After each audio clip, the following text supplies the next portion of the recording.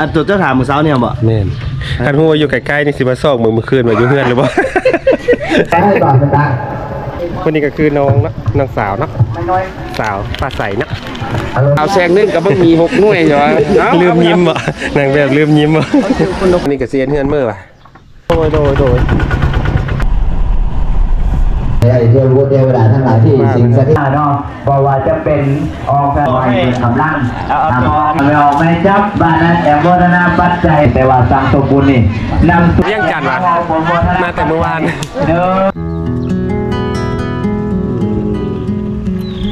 ไปทางละเมอจะเอาขนมไปซื้อบ้านเก็บเสื้อบ้านเนาะโดยตามสบายเลยเนาะตามสบายเลยพี่น้องสบายดีพี่น้องมาพบกับบ่าวสุขอีกคลิปวิดีโอนึงมึงผมส่งเมื่อคืนเอื้อยเนาะเอื้อยกับเป็นพี่น้องบ่าวสุขเลยพี่น้องเพื่อนไปเกี่ยมไปใส่บ้านเมื่อคืนบ่าวสุขแล้วก็ทางไอเตียงค่ำแม่กายก็ได้มาพักอยู่เงินเพื่อนตรงนี้เนาะเงินเพื่อนเพราะว่าในคลิปก่อนเนาะก็คือเดินทางมาฮอดกามาส่งผ้ายังไม่ได้ส่งผ้าเลยพี่น้องมาฮอดกาช่วงแรกๆแล้วกาในมาลงลิ้นท่าน้ำคลิปวิดีโอก่อนเนาะคืนกันมาอยู่ที่นั่นเพื่อนแล้วก็มื่อนี้ก็ในคลิปวิดีโอนี้ก็เดี๋ยวพาเลาะเบิ่งหมู่บ้านเป็นดอกหมู่บ้านนาแจงเมืองไซจำพรแขวงบนคำไซหมู่บ้านนาแจงเป็นหมู่บ้านหนึ่งที่อายุห่างไกลพี่น้องห่างไกลก็เป็นบ้านไม้บ้านไม้ไม้ก็แม่นเก้าก็แม่นแต่ว่ามันเป็นตัวเมืองไม้อยู่เนาะกำลังพัฒนาเนาะเส้นทางกันบัทันในเย็นมาฮอดพี่น้องกำลังพัฒนาบ้านนาแจงกันหลักๆก็มีชนเผ่าลาวลุ่มแล้วก็ชนเผ่าลาวกาเนาะหลักๆเนาะกับชนเผ่าอื่นก็มีบรรยากาศเพราะว่ามาทุกวันนี้เนาะเทื่อนี้ก็คือมาส่งพระศักดิ์สิทธิ์หรือว่าผู้พระแต่ว่ายังไม่ทันได้ส่งพระเลยพี่น้องมาข้ามเดียวจะน้อยเนาะจะน้อยขึ้นไปก็ได้ส่งพระเนาะเพิ่นจะเอาพระลงก้อนนั้นหอนมือปีใหม่นะเพราะมันอยู่ไกลเนี่ยพี่น้องถ้าเป็นศักดิ์สิทธิ์เนี่ยเนาะก็เลยเอาพระลงก้อนนั่นเองเพิ่นจะได้เตรียมไปใส่บาตรต่างๆกลับมาหรอกก่อนพี่น้องมารับไปหมู่บ้านก่อนไปเช้าสบายดีก็เกือบนอนบ่ได้เสียงตู้ก็เต็มที่เลยเมื่อคืนเนาะคืนนี้เต็มที่เลยเดี๋ยวเลาะเบาเสียงเป็นเลยเนาะตื่นแล้วบ่เบาเสียงเงินม่วนกับมูเพราะว่าวันที่เพราะว่ายังวัยรุ่นอยู่เนาะเสียงวัยรุ่นอยู่ความแข็งแรงสุขภาพของผู้แข็งเราก็ดีไหมแต่สำหรับเราก็คือขอเสียได้พักผ่อนถ้าบ่ได้พักผ่อนเรียบร้อยเมื่อยเนาะเมื่อยแล้วเดินทางมาเมื่อยแล้ว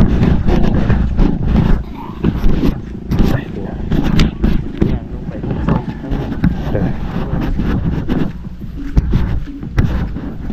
ไปก็ยังมีเสียงตัวอยู่ตรงคุณเนาะ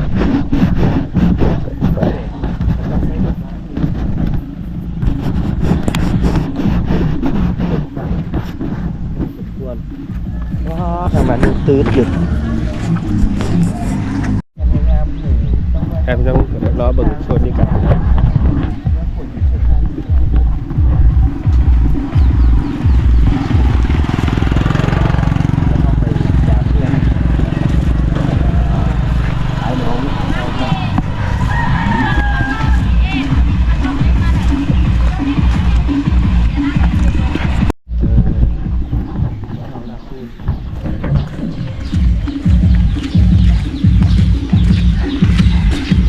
ควรละมั้งเลยเนาะห้องน้ำก็มากแล้วดูอยู่พ่อจ้าคือเห็นเงียบๆเนาะเดี๋ยวขึ้นไป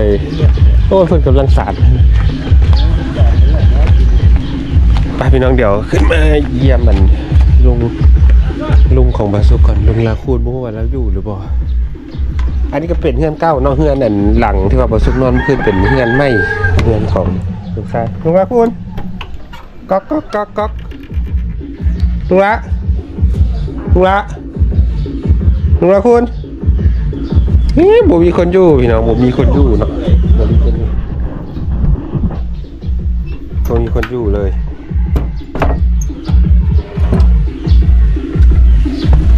บ่มีคนอยู่เงินเปิดอยู่บ่เห็นล็อกคันบ่มีคนคกมองเพิ่นนี่นะที่เพิ่นเคยใส่พี่น้องคือบรรยากาศที่บ้านนั่นเจ๋งใหญ่อยู่เลยพี่น้องใหญ่หลายราคาเงินเติบเมื่อเป็นโซนไปเนาะ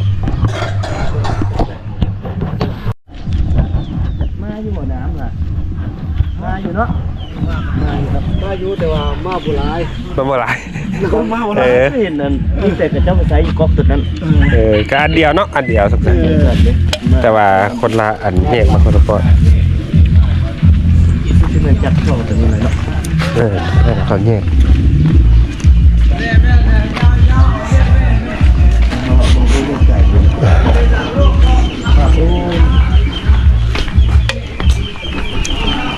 ก็เป็นหมู่บ้านน้ำแข็งกับเป็นหมู่บ้านที่อยู่ธรรมชาติคือหลายคนที่ไปอยู่ในเมืองแล้วก็ยังคิดฮอดบ้านเก่ายังกลับมาเพราะว่าแรงการทำมาหากินของสบายดีของคนอยู่ที่นี่แหละเขาเจ้าก็ยังหากินธรรมชาติได้ดีเลยเลยแบบเวลาพอไปอยู่ในตัวเมืองง่ายๆแบบนี้ก็สิ่งทุกอย่างมันต้องมีซื้อแล้วก็สิ่งของที่อยู่จากป่ามันก็ต้องมีแฮมคืนอย่างเช่นมันก็เลยให้เจ้ามันบดแซ่บคือเวลาอยากกินปลาก็เจ้าเพี้ยนกันย่างเอามองย่างลงห้วยมันก็แล้วก็ใส่มองก็ขึ้นมากินสดๆเดี๋ยวจะอยู่ในตัวเมือง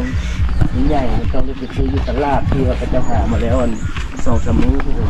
บรรยากาศกลับมาอยู่บ้านเจ้า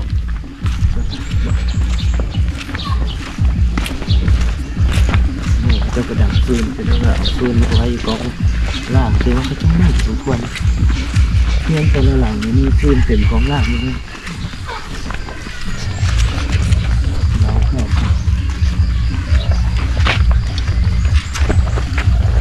ทีนี้ก็จะเป็นโรงเรียนประถมคำกุฎา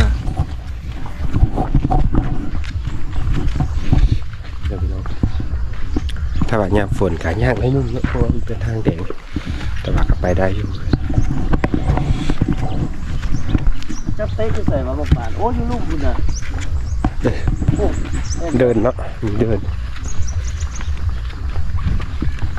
เขาก็ซื้อเต๊ะนี่จากนี่เนาะ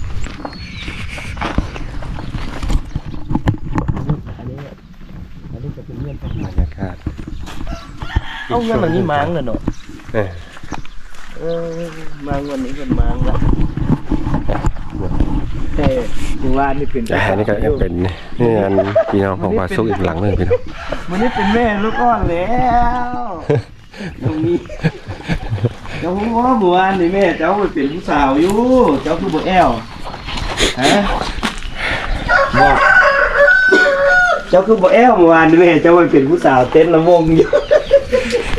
เขียมเนาะเขียมใส่บาทแล้วเต้นตัวล่อขนาดเลยเต้นตัวล่อขนาดโอ้เมื่อวานนี่เขาทิ่มเบิดมือบ่สบายดีดีเอากาแฟมันมีน้ำร้อนนี่หรอนี่กินกาแฟมีอยู่บนน้ำร้อนนะพ่อบลุงนะจำหมดเมื่อวานนี้กลับมาจากโมงค่ำเลยเนาะโมงค่ำ6-7 โมงไอ้มาก่อนบ่คือเจอมาก่อนว่าจะน้องยังอยู่อันนั้นบ่มาก่อนไม่ว่าเขามาก่อนอ่ะทำมาก่อนก็มืดแล้วมืดแล้วก็เฮาก็มืดพอดีมืดองค์นี้บุไปแอลแม่เพิ่นเดี๋ยวจะเอาคลิปแม่เต้นให้เบิ่งแล้วสเต็ปออกมาแบบทุกอย่างเลยจะเบิ่งบ่คนละลายเนาะปั้นไข่กับเมื่อวานมื้อนี้ก็ลายเนาะมื้อนี้ก็เนาะไม่เท่าที่พุ่นมือสุดท้ายว่ะเท่าพุ่นว่ะตัวบ่ซุกอีกบ่โสดแล้วอ่ะบ่ซุกเสื้อขนาดบ่ซุกที่จริงแล้วที่ลอกบ่เตียงมาสักอีดเลยเราคือจะมาเตียงทางเพศกับพ ผู้นี้แหละอยู่ในท้องนะอันนี้ก็จะใหญ่ปีปลายก็เนาะ ยังพันจะเกิด ปีปลายเนาะปีปลายตอนบ่เตียงมาถ่ายน้องมีตั้งแต่ตอนยังถือผ้าผู้นี้ ยังน้อยอยู่เนาะถือพาน้อย เลย ถือพายังน้อย จุดเริ่มต้นของเพศฝันนี้จน เพศ ขึ้น หลัก ใหญ่เลย ตัวที่บ่แต่ข้ามากาตั้งมาก็คือ เอาตามอายุผู้นี้แหละ อายุเพศนี้ได้จักปีก็เป็นเนาะซึ่งยังกะลุกไอกวินเนาะตามไอกวิน ปี2 ปีแล้วก็เนาะปีปลายเนาะ ปีปลายปีปลายนี่เฮามาจากเทื่อ ช่างว่า2 เทื่อ 2-3เทื่อแล้วเนาะ 2-3 เทื่อ 2-3เทื่อแล้วมาโอเคเราไปซ่อนลุงห่วงเด้อสัญญาเดี๋ยวเราเด้อเมื่อวานนี่เด้อเดี๋ยวมา ลามปลา คือว่าไทยมันล่ามคือว่าดังปกแป๊กอยู่ ปลาลามปลาไม่สร้างบ้า เนาะก็กลางคืนก็ดังด้วยนั่นได้ ลามดิส่ง3 มื้อ คือว่ามันดังตลอดอ่ะดังได้เนาะไม่สร้างไทยไม่สอดไม่นั่นบ่อ้าวอันนี้ก็เสียนเฮือนเมื่อป่ะบ่แม่นบ่ เงินจุนันทุก เฮือนเขาเนาะเข้ามาเบิ่งเงินทันทีเนาะเงินอันนั้นเคยเห็นแล้วทางสิเกียมไปกันเลยฮะ เก็บไปกับต้มน้ำมันกินกาแฟ คิดว่าเกียมไปเงียบ บ่ได้ไป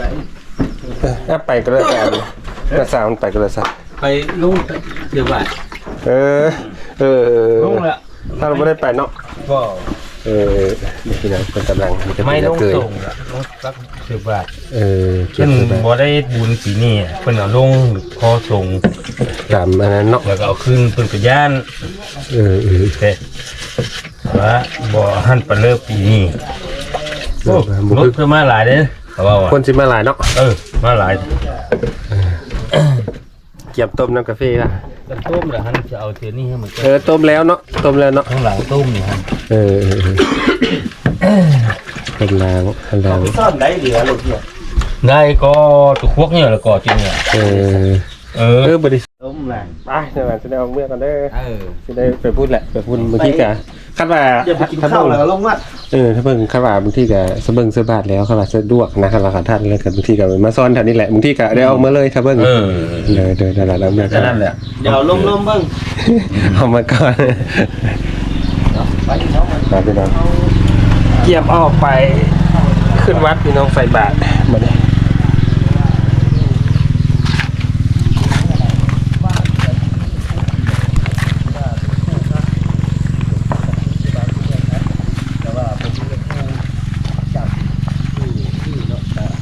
นี่จะปีละเพื่อช่วงสงกรานต์นะกับเจ้าไปม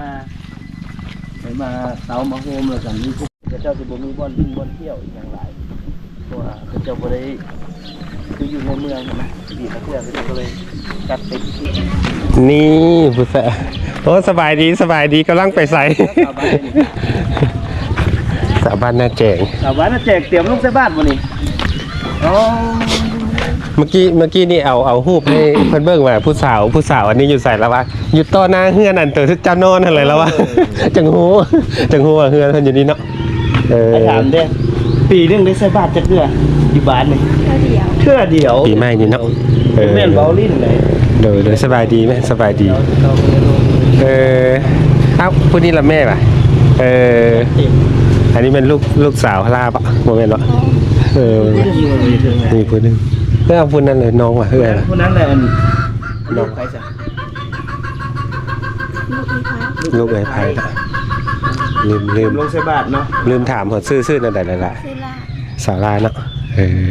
ไปถามว่าผู้สาวนี่แล้วว่าอยู่บ่ฮู้ว่าอยู่ไกลๆ อันตัวเจ้าถามมื้อเช้าเนี่ยบ่ แม่นคันฮู้ว่าอยู่ใกล้ๆนี่สิมาซอกมื้อคืนว่าอยู่เฮือนหรือบ่ ปีละเทื่ออีหลีได้บ่แม่น บ่ถึงคำเว้าหลาก็คือปีละเทื่อที่เจ้าจะได้ใส่บาตรก็คือช่วงสงกรานต์ที่ว่าเอาพระลงเนาะแล้วก็ใส่บาตรแล้วจังไดเอาพระขึ้นคือปีละเทื่ออีหลีอยู่ในเขตนี้นะ ก็คือเห็นผู้สาวคนนึงอยู่ทั้งน้องว่านั่นเอ้ยป่ะ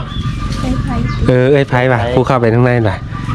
ก็เกี่ยมไปใส่บาตรคือเดียว ใส่บาตรคือกัน ได้สารา ยิ้มนะ สาบานแล้วแจง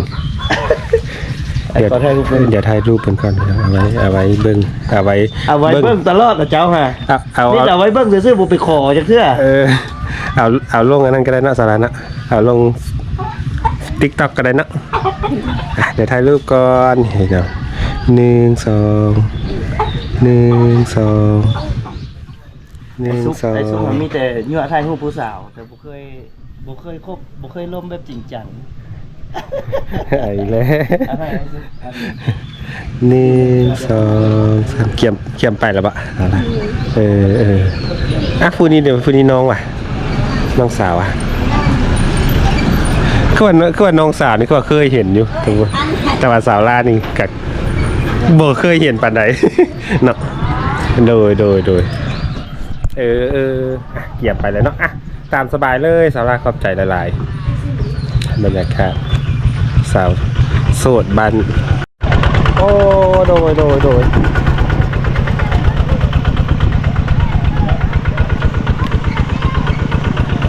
อันนี้เขาจะเกี่ยมไปบ้านคุณเนาะไปทำการเกี่ยมลงไปบ้านน้องคนนี้ ไปวันนี้เอามักบานไปก่อนพี่น้องเดี๋ยวคนใส่บาตรแล้วเฮาก็สิแจก เนี่ย แจกยายมักบานลูกบอลนี่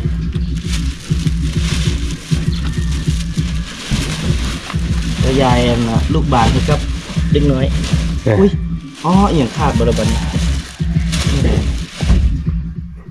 คือน้องมันก็เกี่ยมออกไป มันสิบ่สะบ่บัดนี้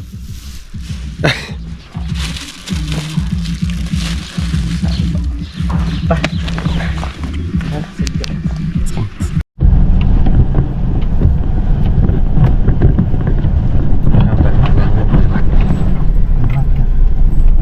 เจ้าน่าจะลงวัดเดียวกันแล้ว8 โมงเลยดิคนน่าจะเต็มแล้ววัดเสพผู้สาวผู้บ่าวผู้แพ้วผู้เจ้าก็ลงใส่บาตรปีละเทื่อคิดเบิ่งว่าปีหนึงจังได้ใส่บาตรเท่านึงเดี๋ยวให้จักให้เจ้าไปก่อน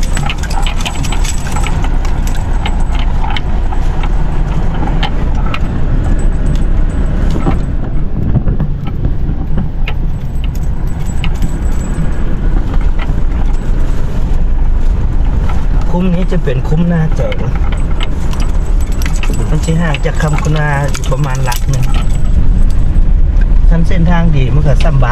านเดียวกันเลยแหละซ้ำบ้านจอดกันเลย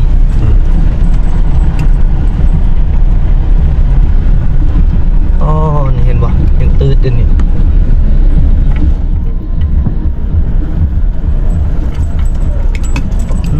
นอนเลยก็มี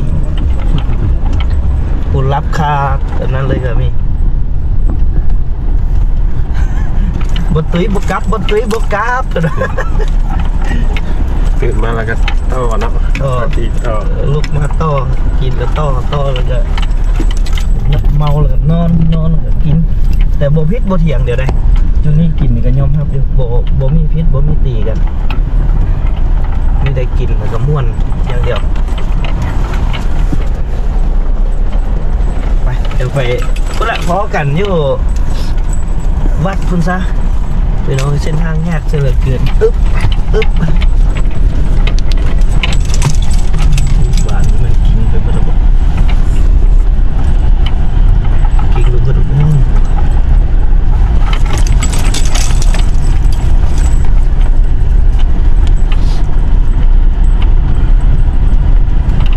คนมาเต็มเลยเต็มแล้ว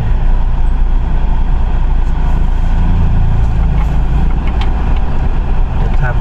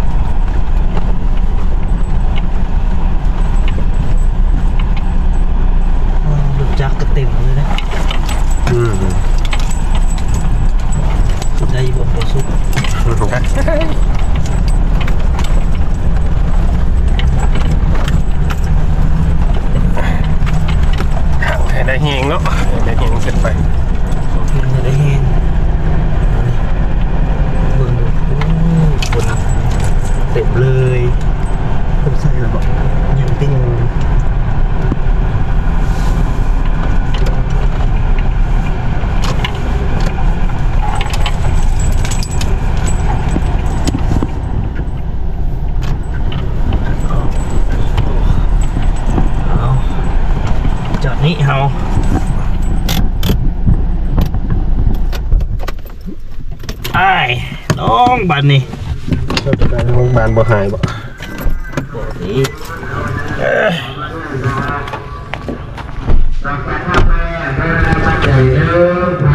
อนุโมทนาสาธุท่านญาติโยม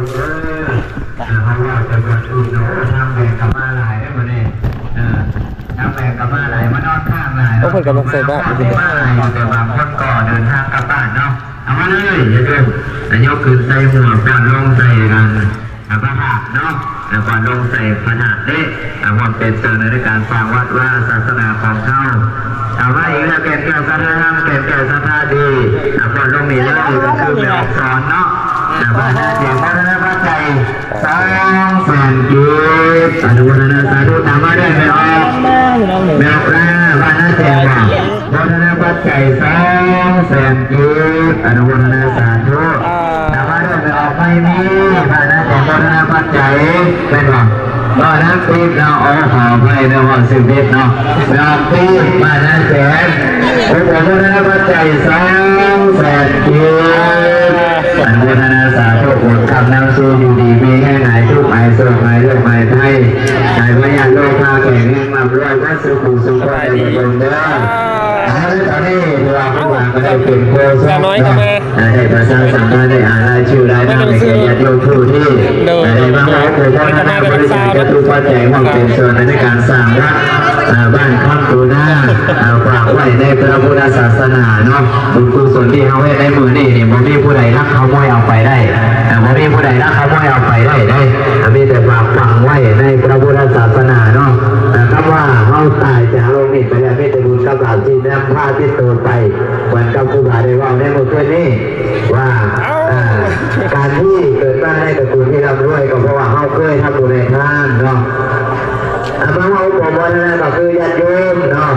คณะญาติโยมรักษาเนาะถือว่าญาติโยมมารับครูบาก็ได้เนี่ยญาติโยมใส่บุญมาแต่รักษาเนาะมารับครูบาไกลแน่ลองเสียมแล้วโอ้ว้าวลิ้นติดพันลองซีมึงทั้งสองมาจุเป็นดีเนาะมาเป็นได้มาแต่รักษาเอาในช่วงนี้ก็ญาติโยมที่ใส่บาตรแล้วอย่ามองโปรโมทนาปัจจัยอย่างยันเจริญพรเด้อมาทางด้านหน้าครูบาได้เป็นโฆษกประชาสัมพันธ์ได้รายชื่ออ่านรายชื่อรายนามให้เทวบุตรเทวดาที่ได้รักษารักษาอยู่ในเกหสถานวัดบ้านคำกุณาแห่งนี้ได้เงินรายชื่อรายนามให้เทวบุตรเทวดาทั้งหลายที่สิงสถิตอยู่ในที่นี้ในบารมีของปู่ย่าของเราได้ยินได้อนุโมทนานามว่าครั้งหนึ่งเขาเคยได้บริจาคทานตามสบายเลยบริจาคแห่งกายแห่งใจผู้สาวเกาหลีผู้บ่าวเกาหลีเป็นส่วนหนึ่งในการบริจาคจตุปัจจัยสร้างวัดว่าตามสบายเลยของเขาจะได้รุ่งเรืองเรืองรองซึ่งใน2 มื้อนี้เนาะใน2 มื้อนี้เป็นมื้อสุดท้ายแล้วมื้ออื่นแล้วสิบ่ได้เฮ็ดแล้วนะบ่ได้ใส่บาตรได้ยกขึ้นใส่หัวก่อนลงใส่พระธาตุเนาะผู้นี้คือผมเคยเห็นอนุโมทนาสาธุอามาอีกแล้วแก่ศรัทธาธรรมแก่ศรัทธาผู้นี้กระลาดไหมโมเมนต์นะสองเรียงบ้านต้องดูหน้าบอกมาต่อยอดประจักษ์ปัจจัย2 แสนที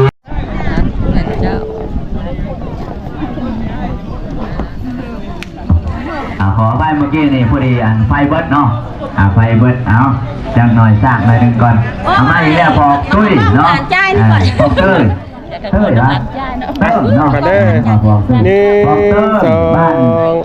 น่าแจกมาของโปรโมทนาปัจจัยสร้างวัดรักคำคุณาแสนจีอนุโมทนาสาธุนะบอกเติมเด้อโดยเขาก็มีให้มีความสามัคคีอุปถัมภ์คำสู้ต่างๆพัฒนาเนาะเพราะว่าจะเป็นออกหน้าที่แห้งกายแห้งใจก็ดีบริจาคจตุปัจจัยก็ดีว่าเป็นส่วนหนึ่งในการสร้างสาพัฒนาวัดว่าบ้านเอาให้เจริญรุ่งเรืองเนาะก็ขอยันเจริญพรได้ในช่วงนี้เองครูบาก็ได้เป็นโฆษกได้อ่านชื่อได้อนุโมทนาสาธุนำศรัทธาญาติโยมมาต่อยอดบริจาคปัจจัยเนาะพอออกก็บ้านนาแจงมาหัวโปโมทนาปัจจัยสร้างวัดบ้านคำกุณาสถานที่นี่2 แสนกีบอนุโมทนาสาธุนำบอกก็เด้ออนุโมทนาสาธุบุญนำทุกคนทุกท่านเนาะที่ได้เป็นส่วนหนึ่งในการบริจาคจตุปัจจัยร่วมสร้างน้ำกระทำบุญร่วมศาสตร์ตับบาตรร่วมกัน กินข้าวหอมผ้ากินปลาหอมเลยกินกล้วยหอมหวีอันนี้ก็คือการเยี่ยมเยือนชาวบ้านคำกุณาชาวบ้านนาแจงชาวบ้านแล้วก็หลายๆหมู่บ้านมาเยี่ยมเยือนเนาะหมู่บ้านคำกุณาหมู่บ้านนาแจงถือว่าเป็นเจ้าภาพต้อนรับบอกว่าจะเป็นการต้อนรับของตนญาติโยมก็ดีต้อนรับพ่อแม่ผู้บาอาจารย์ก็ดีเนาะ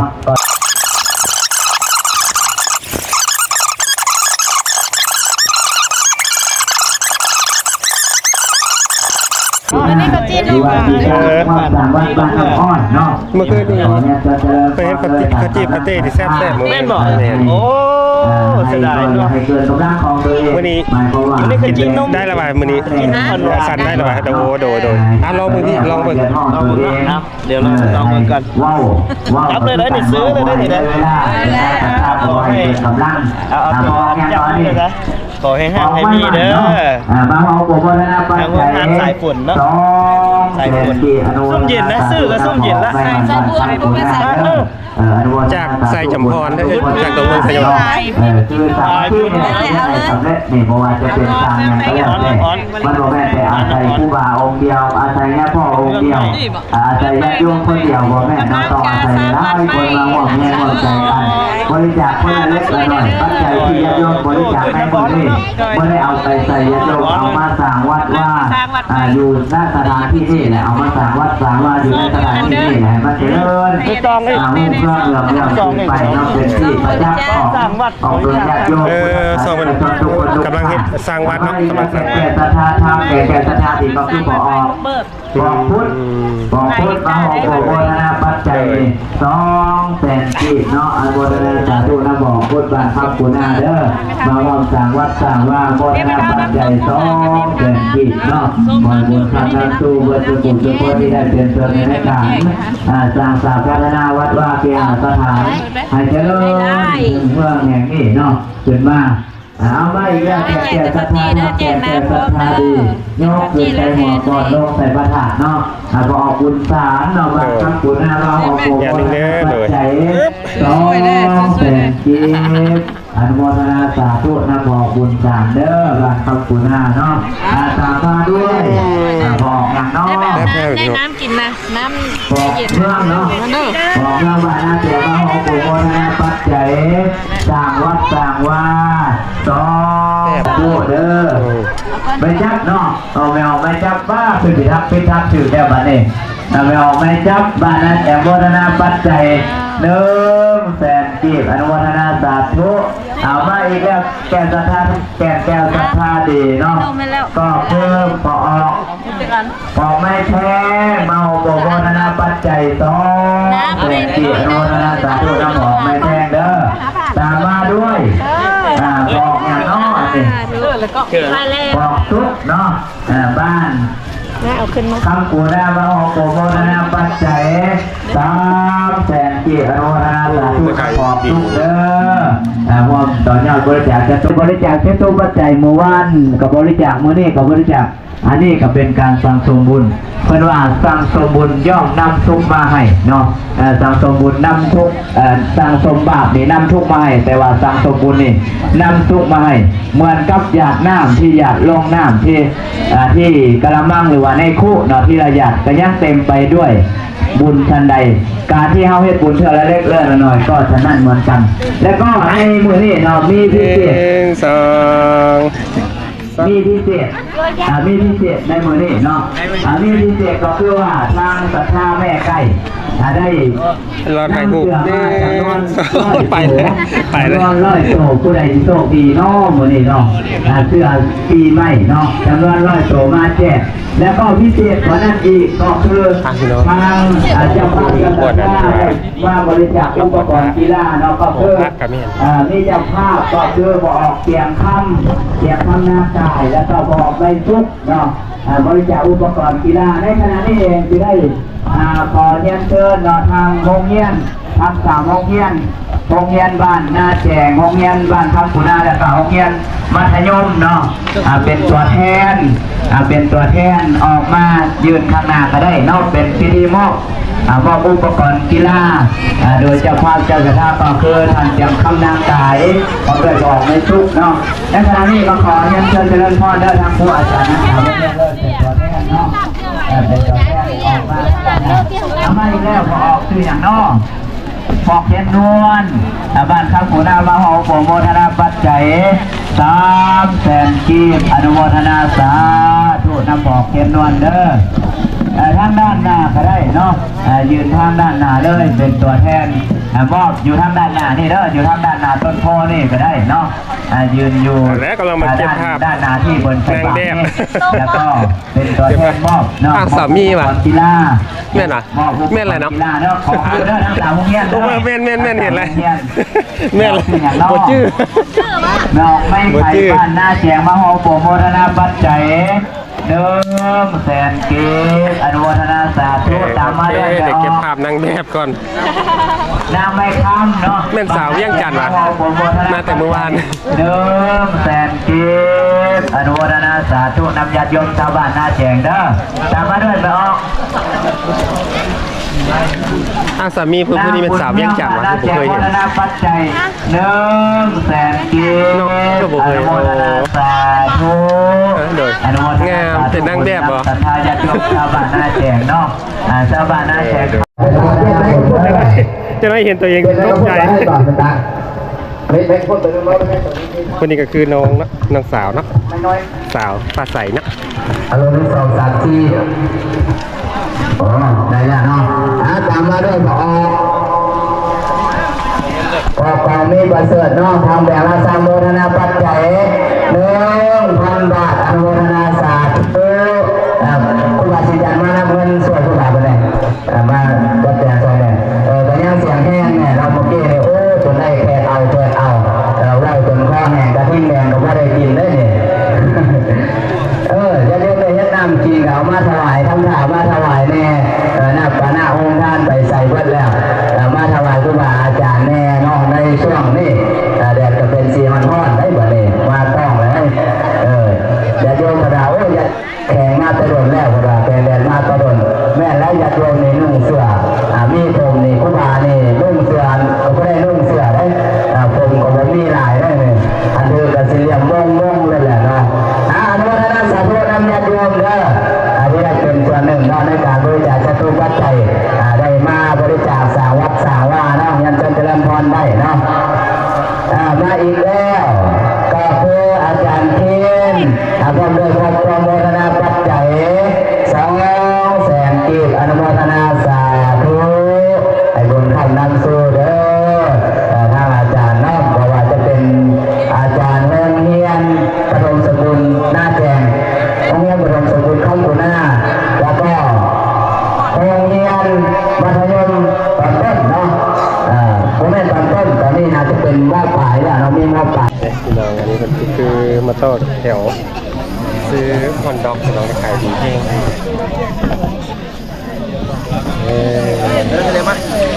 เรียบเลยทางนี้ทางนี้กับแม่นทางนี้กับต่อแถวพี่จันครับ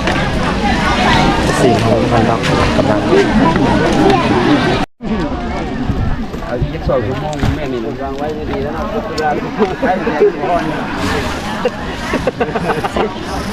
คนเกือบใส่บ้านทันมาเลยคนเกือบใส่บ้าน เริ่มใส่บาทใช่ไหม ไม่ออกพอกตามกระเบน ว่าอย่างครับยี่ว่าใช่ไหมอันเครื่องใส่บาทย่อมามะพร้าวแซงนึงกับมึงมี6 หน่วยใช่ไหม ลืมยิ้มอ่ะนางแบบลืมยิ้มอ่ะ คนเราความไม่แล้วเกือบใส่บ้านผมเกือบก่อนเด้อใส่บาทผมเกือบใส่บาท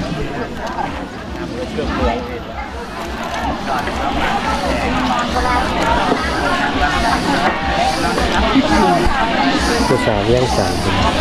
คิดว่าผู้สาวหลวงพระบางโมเมนต์เนาะซื่อนั่นใดเนาะสายผ้า บ้านเราย่อไปเลยมันใส่กระเป๋าเลยว่าทุกวันนั้นไล่ไปเลยไล่เอาไปเลย ได้กับที่คนที่ไปนั่นคือว่าจะตามซื้อเอาตามบ้านอะไรให้ตามครูบาบอกได้คือบ้านเลยเป็นใส่บาตรเป็นเพื่อนแบบนี้สนุกแต่ไม่ใส่บาตรผมเรียกก่อนใส่บาตร